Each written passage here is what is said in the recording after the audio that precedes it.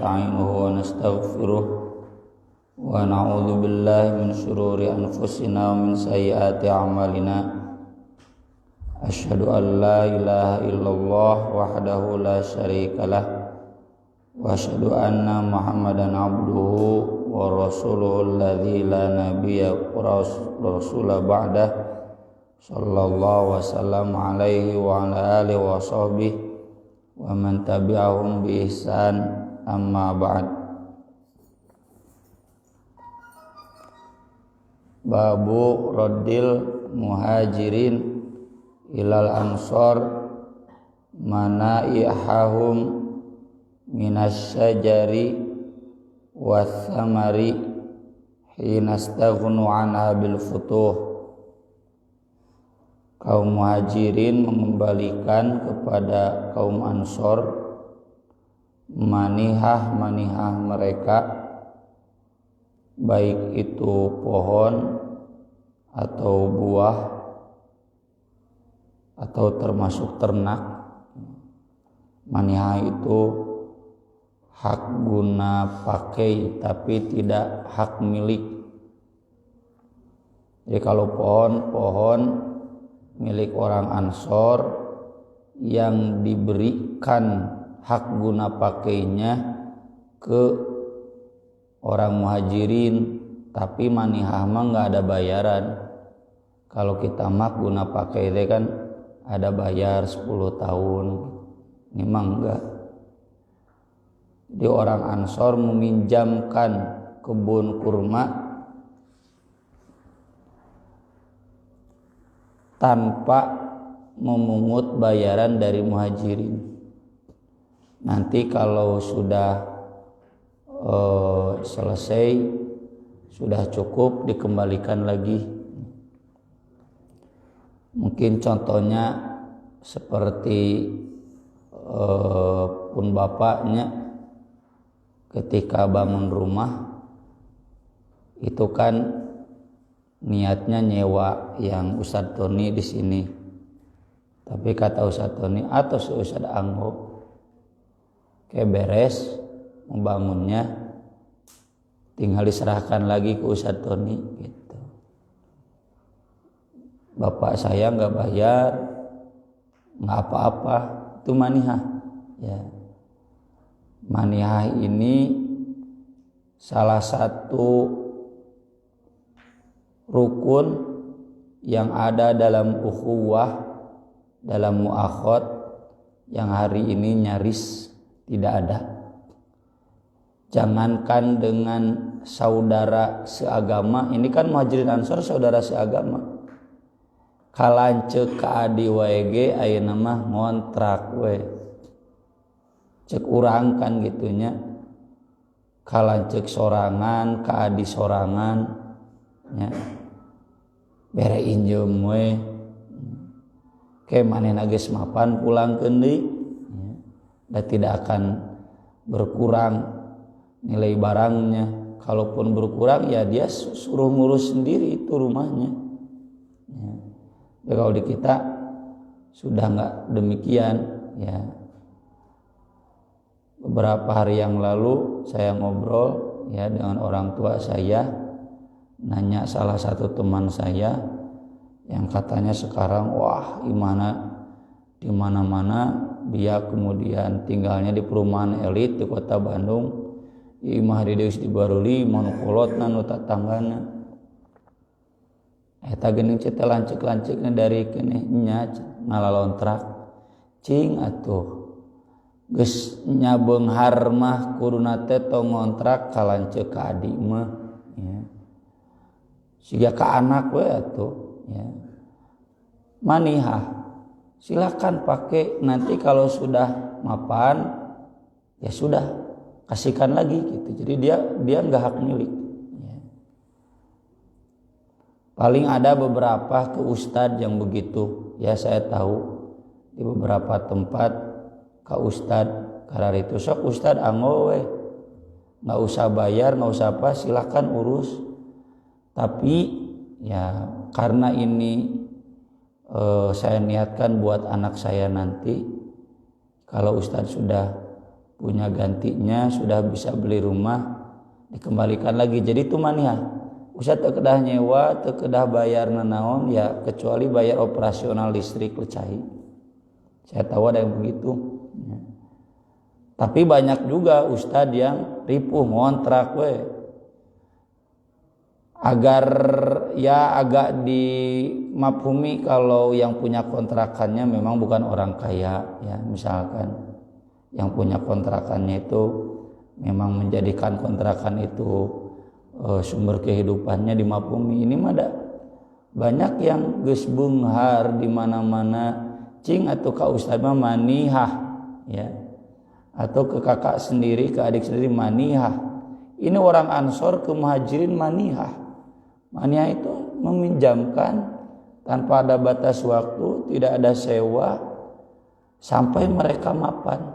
Ya. Jadi akadnya bukan sewa atau akadnya bukan rukbah atau umroh. Kalau rukbah dan umroh haram, karena kalau rukbah dan umroh itu akadnya hibah.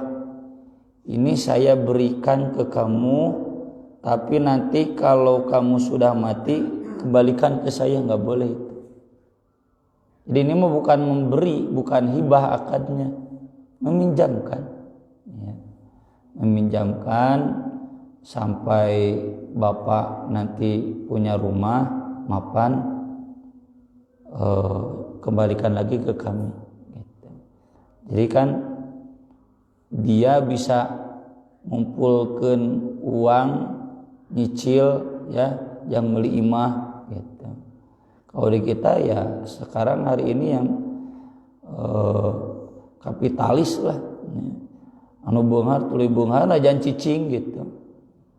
Anu miskin tuluy ya, itu kan kapitalisme itu seperti itu. Jadi kekayaan hanya untuk orang-orang yang punya modal ya. Kulantaran manehna beunghar warisan ti kolotna bari teu bogaan tuluy we duitna ngalir, harus dia mendapatkan hasil. Sementara orang-orang miskin tuluy kacekek ku bayar kontrakan yang teu bisa meuli-meuli mah da kontrakna ge unggal tahun teh mahal, naik deui. Nah,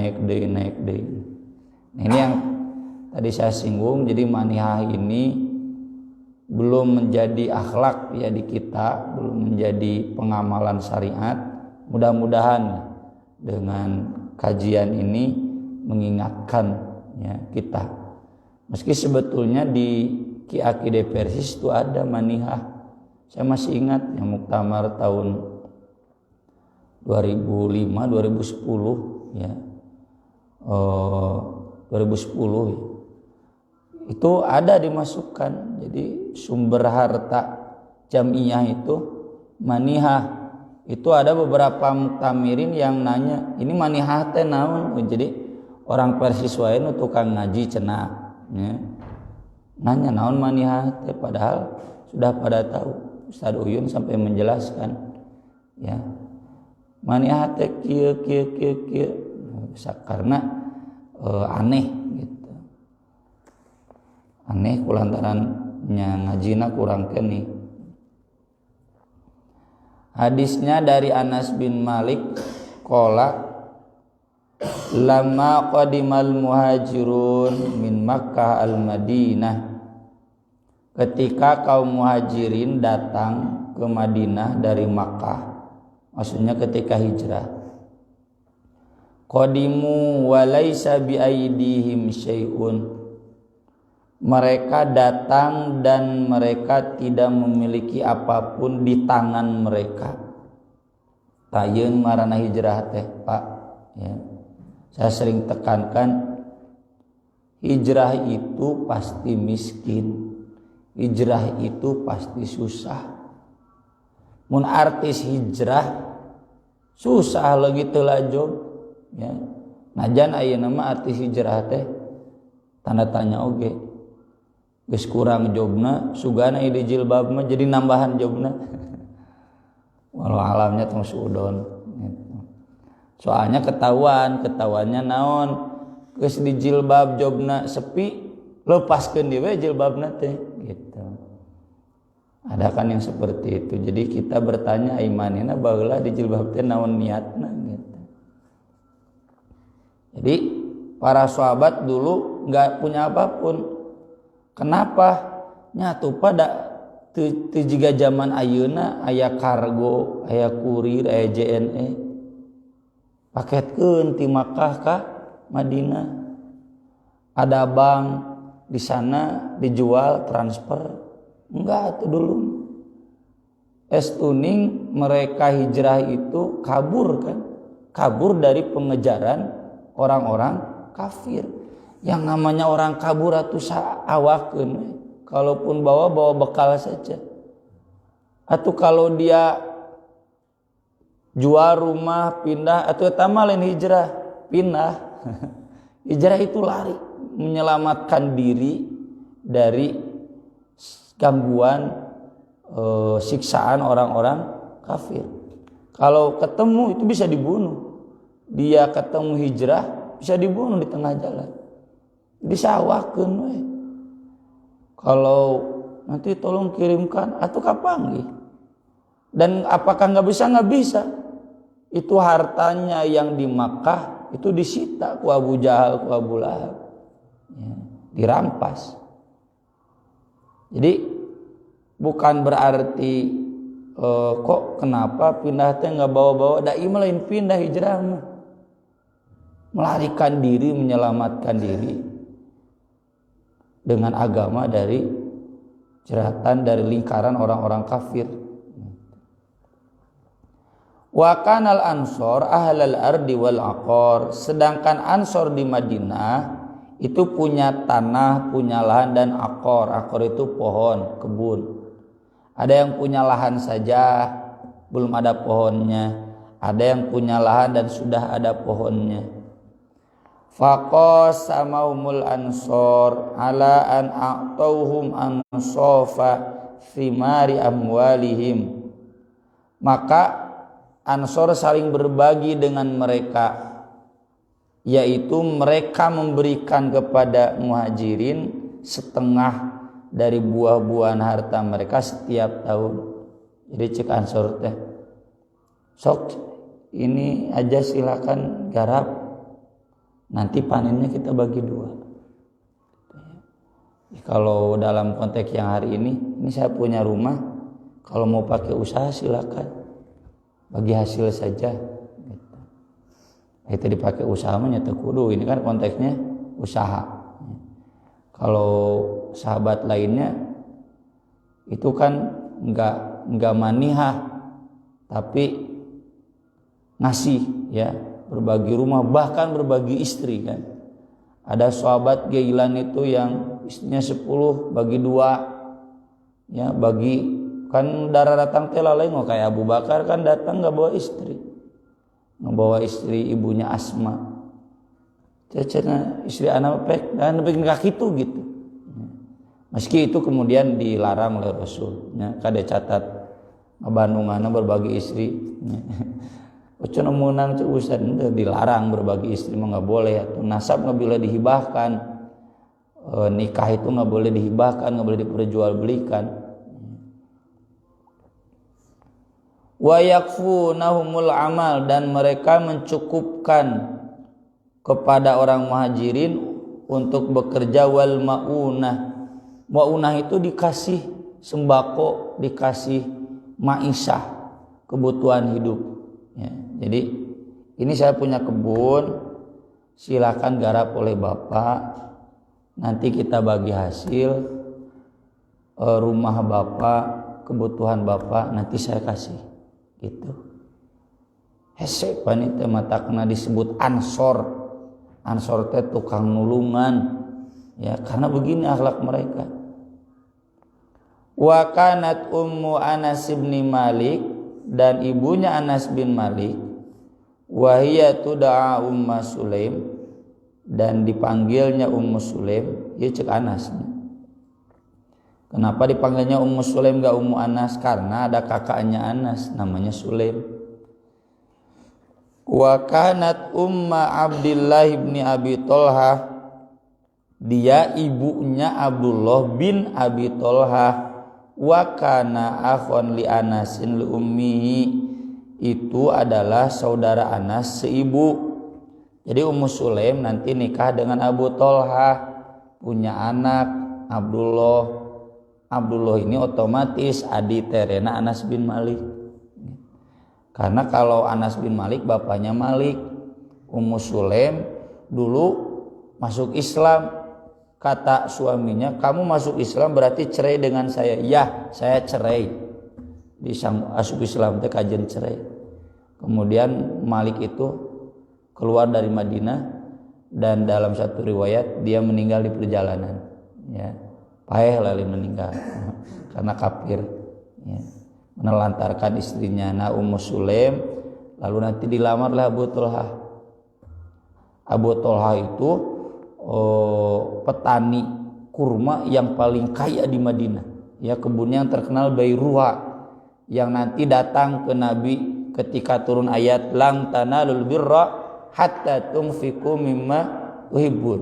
Ya, Nabi cenah kan kata Al-Qur'an, kita belum menjadi orang baik kalau belum menginfakkan yang kita cintai. Nah, ini yang saya cintai ini kebun saya yang ini nih, yang dekat masjid, yang wangi. Jadi kebun kurma tapi wangi. Abda can pernah ka Timur Tengah ting seungitna kumaha. Bahkan ada sari kurmanya itu bisa diminum. Ya, kebun itu. Sudahlah ini saya infakkan. Ya, jadi lamun urang can pernah nginfakkeun anu ku urang di Pikabogoh, itu can jadi albir, belum jadi al-abror, belum menjadi orang baik.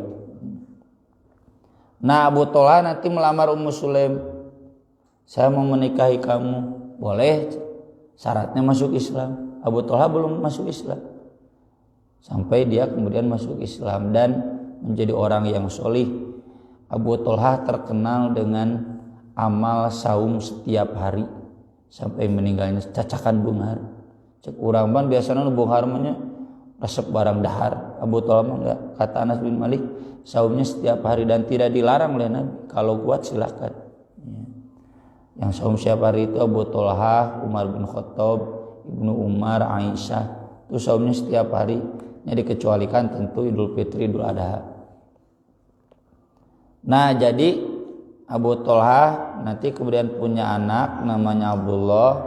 Abdullah ini saudara tiri, saudara seibu Anas.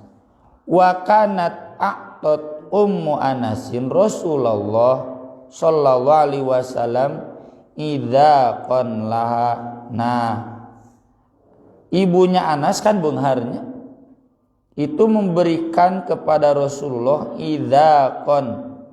Idzaqon itu pohon kurma yang manis. Fa'ataha Rasulullah sallallahu alaihi wasallam Aiman.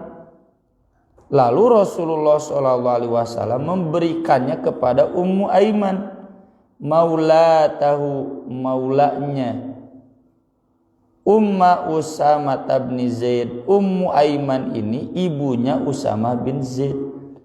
Artinya berarti nanti dia dinikahkan dengan Zaid bin Harithah, lalu punya anak Usama bin Zaid. Kata Ibnu Syihab, ya, Anas bin Malik memberitahukan kepadaku, anna Rasulullah sallallahu alaihi wasallam lamma faragha min qitali ahli Khaibar, ketika selesai memerangi penduduk Khaibar Yahudi yang kemarin kita bahas, wan sarafa ilal Madinah, lalu pulang ke Madinah, raddal muhajiruna ilal ansor, kaum muhajirin menyerahkan kepada ansor manaihahum allati kanu manahuhum min samarihim. Manihah mereka yang mereka pinjam, yaitu kebun-kebun kurma, ya. Qala, termasuk faradda Rasulullah sallallahu alaihi wasallam ila ummi idza qaha. Rasulullah sallallahu alaihi wasallam mengembalikan kepada ibuku kebun kurma yang dikasihkan tadi. Jadi Ummu Sulaim tadi mengasih ke Nabi itu bukan memberi hak milik, tapi manihah. Silahkan Rasul pakai saja, manfaatkan saja, urus saja, yang kemudian dikasihkan ke Ummu Aiman. Nah, sesudah perang Khaybar, karena dengan perang Khaybar itu kaum muslimin mulai kaya, ya, termasuk sesudah Fatu Makkah, karena sudah mulai banyak daerah taklukan, dan itu kan jadi ghanimah. Jadi menaklukkan Khaybar, otomatis tanah di Khaybar itu jadi ghanimah kaum muslimin, jadi hak milik kaum muslimin. Dan Khaybar itu terkenal dengan perkebunannya, ya, yang subur. Nabi pun jadi punya jatah, punya kebun di Khaybar. Nah, kebun yang dimanihahkan oleh Ummu Sulaim tadi dikembalikan lagi. Wa a'ta Rasulullah sallallahu alaihi wasallam Umma Aiman sakanahunna min haitihi. Dan Rasulullah sallallahu alaihi wasallam memberikan kepada Ummu Aiman rumah mereka dari kebunnya. Lalu Ibnu Syihab menjelaskan, jadi sesudah Rasul punya kebun yang Ummu Sulaim diberikan kepada Ummu Sulaim, lalu Rasulullah memberikan ke Ummu Aiman gantinya. Karena tadi kan yang dari Ummu Sulaim ku Nabi di ka Ummu Aiman ke. Sekarang Rasul sudah punya kebun. Nah, yang di Ummu Aiman itu udah cenah kasihkan lagi ke Ummu Sulaim. Nih kamu gantinya gitu. Wa kana min sya'ni Ummi Aiman Ummi Usamah bin Zaid, di antara profil Ummu Aiman ibunya Usamah bin Zaid, annaha kanat wasifatan li Abdillah bin Abdul Muttalib wa kanat minal Habasyah. Dia itu asalnya hamba sahaya Abdullah bin Abdul Muttalib, berarti bapaknya Nabi, ya. Wa kanat minal Habasyah, Ummu Aiman ini orang Afrika, orang Ethiopia. Falamma waladat Aminatu Rasulullah sallallahu alaihi wasallam, ketika Aminah ibunya Rasul melahirkan Rasulullah sallallahu alaihi wasallam. Jadi ke Abdullah, ke Aminah mah nggak ada kata-kata radhiyallahu anhu, nggak ada, ya, karena mereka mati dalam kekafiran meski ibu dan bapak Nabi. Nah, ketika ibunya Rasul melahirkan Rasul, ba'dama tuwfiya abuhu, sesudah wafat ayahnya, ya kan Nabi lahir sesudah ayahnya meninggal dunia, yatim kan Nabi. Fakanat Ummu Aiman tahdunuhu.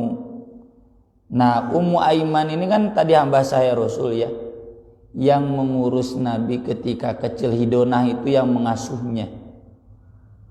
Hatta kabiro Rasulullah sallallahu alaihi wasallam, sehingga Rasulullah sallallahu alaihi wasallam dewasa, ya.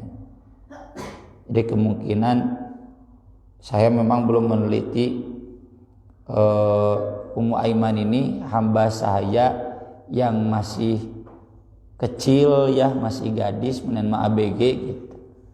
Jadi ketika Rasul lahir itu ya Ummu Aiman belum dewasa, sok ngasuh gitu, ya, mengasuh Rasul sampai Rasul dewasa. Nah, Rasul dewasa, Ummu Aiman juga dewasa.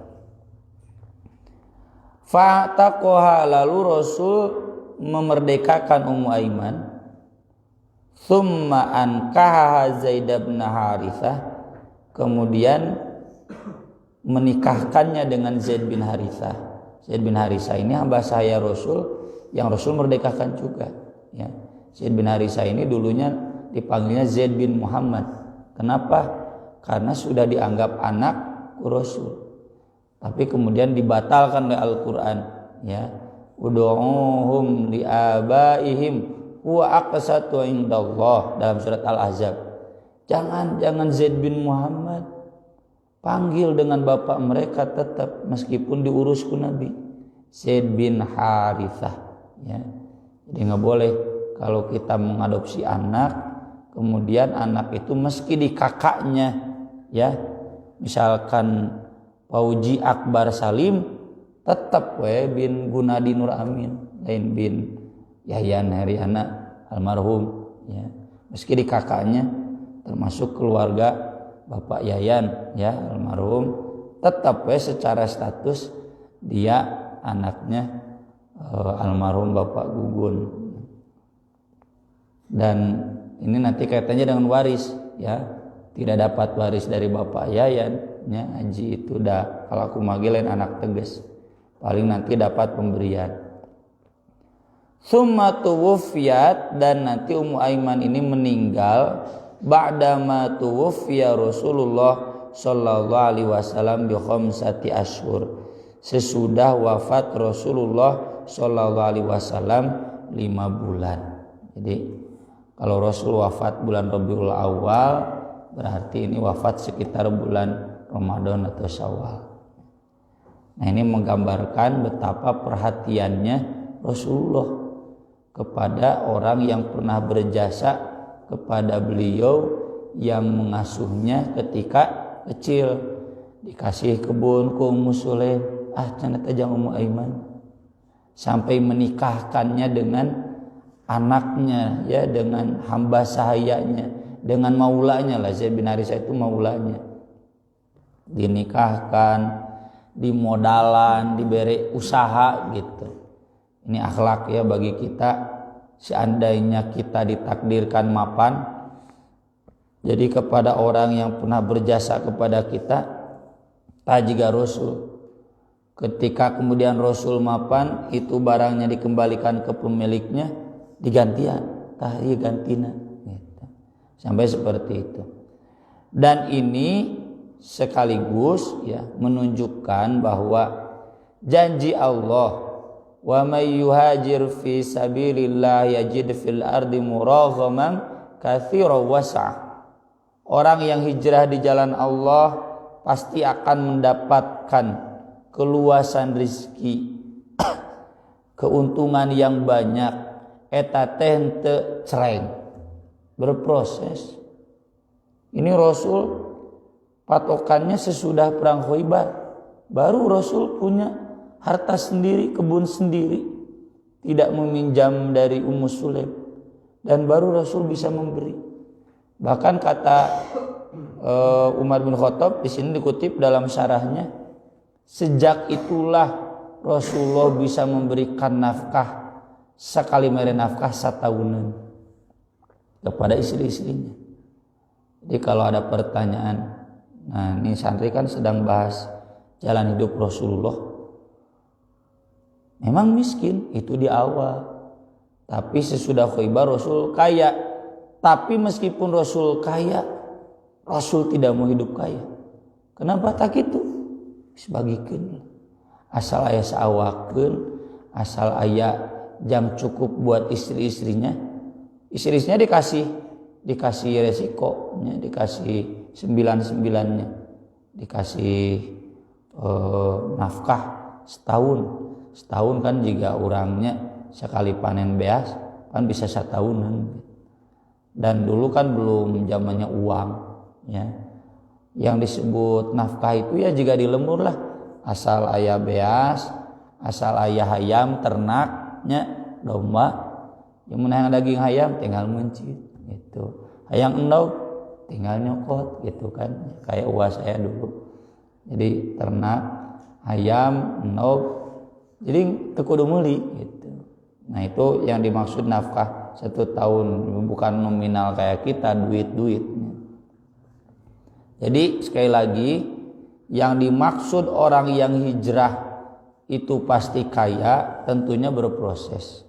Hitung berharap saya tegas hijrah kakarage 1 tahun geus protes, teu beungar-beungar cenah gitu, boro ninggalkeun gawe di bank, boro ninggalkeun gawe di hotel nya. Orang atoh da aya nu Jadi kita hijrah 3 we di hotel geus hijrah ya. Tapi eta mah halus langsung bungar.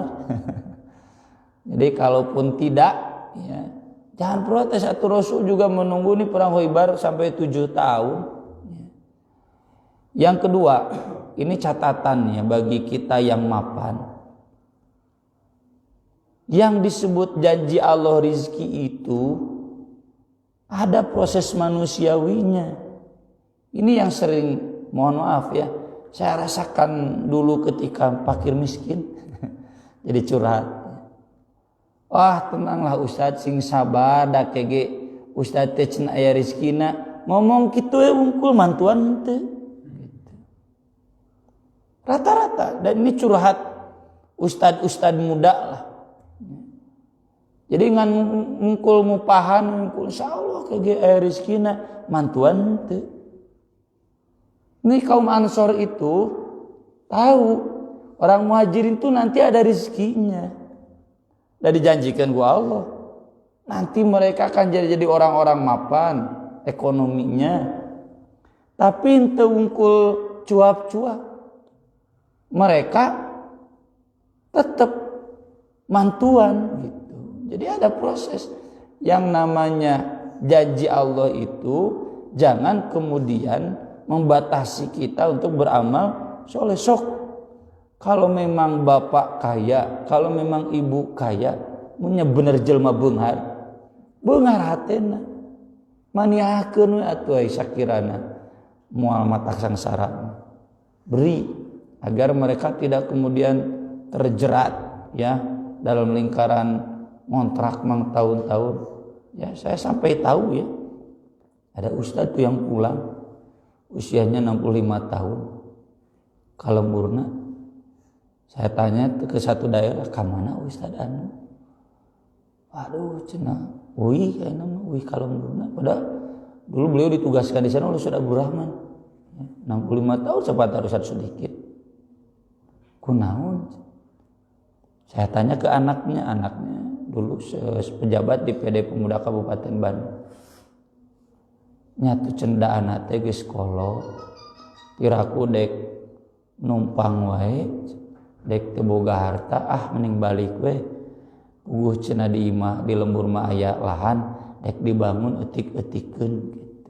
Padahal saya tahu daerah itu jelema nu beungharna lupa nya aya ustad nu pamajikanna 3 berarti ustad lagi beunghar gitu.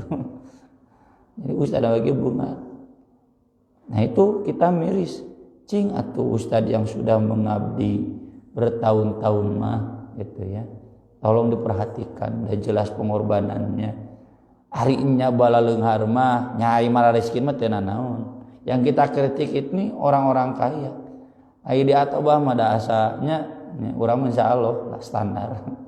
Jadi kalau ada ini orang-orang yang merasa kaya, banyak rumahnya, banyak kontrakannya, sok atuh sawarehna manihakeun. Najan misalkeun teu kabeh oge karena menjadikan itu sebagai lahan nafkah buat keluarganya, atau sebagiannya manihahkan, beri bantuan kepada orang-orang yang miskin, bukan hanya ustadz, fakir miskin secara umum, agar mereka betul-betul mampu berproses mencapai yajid fil ardi muraghaman katsiraw wasa'. Aku qouli hadza wa astaghfirullah li wa lakum subhanakallahumma wa bihamdik asyhadu an la ilaha illa anta astaghfiruka wa atubu ilaik. Wassalatu wassalamu ala rasulina karim.